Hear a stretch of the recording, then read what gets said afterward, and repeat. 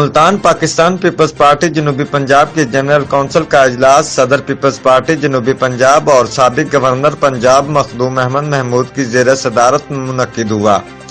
سابق وزیر اعظم پاکستان اور مرکزی senior vice chairman Pakistan Peoples Party Syed Yousuf Raza Gilani صاحب مہمان خصوصی تھے۔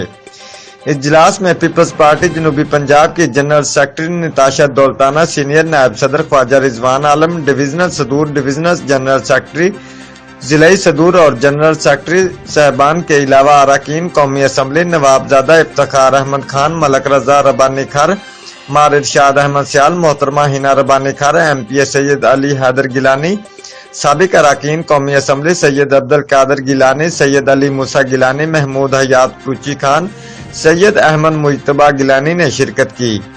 اجلاس میں 30 نومبر کو ملتان پاکستان پیپلز پارٹی کے یوم تاسیس کے موقع پر پاکستان پیپلز پارٹی کی میزبانی میں پی ڈی ایم کے جلسہ عام کے صلاح مشورہ کے بعد پروگرام کو حتمی شکل دی گئی۔ 20 نومبر کے بعد پیپلز پارٹی جنوبی پنجاب بہاولپور، ملتان اور ڈی جی خان میں ڈویژنل کنونشن کرے گی۔ اجلاس میں شہدائے جمہوریت شہید ذوالفقار علی بھٹو، محترمہ شہید بے نظیر بھٹو کے ایصال ثواب کے لیے فاتحہ خوانی کی۔ رپورٹ چودھری محمد حسین شہین، میو bureau chief, Geo express news, جنوبی پنجاب۔